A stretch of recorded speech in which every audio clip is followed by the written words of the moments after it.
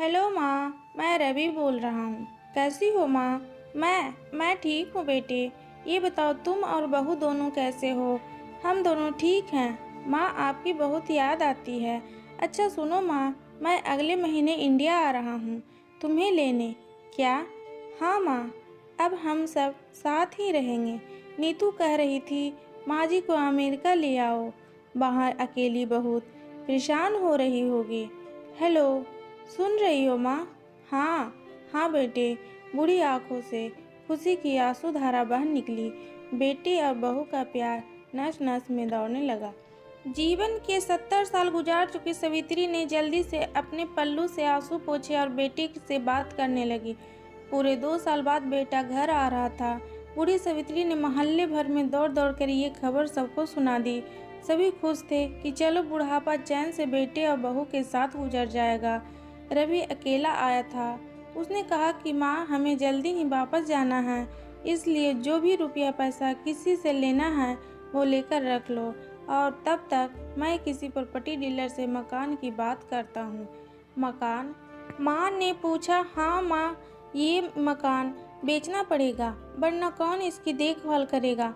हम सब तो अब अमेरिका में ही रहेंगे। बूढ़ी आंखों ने मकान के कोने कोने को ऐसे निहारा जैसे किसी अबोध बच्चे को सहला रही हो। आनन फानन और औने पौने दाम में रवि ने मकान बेच दिया। सवित्री देवी ने वो जरूरी सामान समेटे जिससे उनको बहुत ज़्यादा लगाव था। रवि टैक्सी मंगवा चुका था। एयरपोर्ट पहुंचकर रवि ने कहा, माँ तुम यहाँ बैठो, मैं अंदर जाकर सामान की जांच और बोर्डिंग और वीज़ा का काम निपटा लेता हूँ। ठीक है बेटे। सवित्री देवी वहीं पास की बेंच पर बैठ गई। काफ़ी समय बीत चुका था। बाहर बैठी सवित्री देवी बार बार उस दरवाजे की तरफ देख रही थी जिसमें रवि गया था, लेकिन अभी तक बाहर नहीं आया। शायद अंदर बहुत भीड़ होगी सोचकर बूढ़ी आंखें फिर से टक की आवाज़ लगाने लगती। अंधेरा हो चुका था। एयरपोर्ट के बाहर गहमा गहमी कम हो चुकी थी। माँ जी, किस से मिलना है? एक कर्मचारी ने वृद्ध से पूछा। मेरा बेटा अंदर गया था टिकट लेने, वो मुझे अमेरिका लेकर जा रहा है, सवित्री देवी ने घबराकर कहा। लेकिन अंदर तो कोई पैसेंजर नहीं है। अमेरिका जाने वाली फ्लाइट तो दोपहर में ही चली गई है। क्या नाम था आपके बेटी का? कर्मचारी ने सवाल किया। रवि। सावित्री के चेहरे पर चिंता की लकीरें उभर आई। कर्मचारी अंदर गया और कुछ देर बाद बाहर आकर बोला, माँ जी, आपका बेटा रवि तो अमेरिका जाने वाली फ्लाइट से कब का जा चुका। क्या? वृद्ध की आंखों से आंसुओं का सैलाब फूट पड़ा। बूढ़ी माँ का रोम रोम कांप उठा। किसी तरह वापस घर पहुंची जो अब बीत चुका था। रात में घर के बाहर चबूतरे पर सो गई। सुबह हुई तो दयालु मकान मालिक ने एक कमरा रहने को दे दिया। पति की पेंशन से घर का किराया और खाने का काम चलने लगा।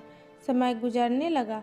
एक दिन मकान मालिक ने वृद्ध से पूछा, माँ जी, क्यों नहीं आप अपने किसी रिश्तेदार के यहाँ चली जाएं? अब आपकी उम्र भी बहुत हो गई है, अकेली कब तक रह पाएंगी? हाँ, चली तो जाऊँ, लेकिन कल को मेरा बेटा आया तो यहाँ फिर कौन उसका ख्याल रखेगा? आँख से आंसू आने लगा। दोस्तों, माँ बाप का दिल कभी मत दुखाना, माँ तो माँ होती है। दोस्तों, अगर ये वीडियो पसंद आए तो एक कमेंट ज़रूर करना, लाइक करें, शेयर करें और सब्सक्राइब करें। Bye bye friend.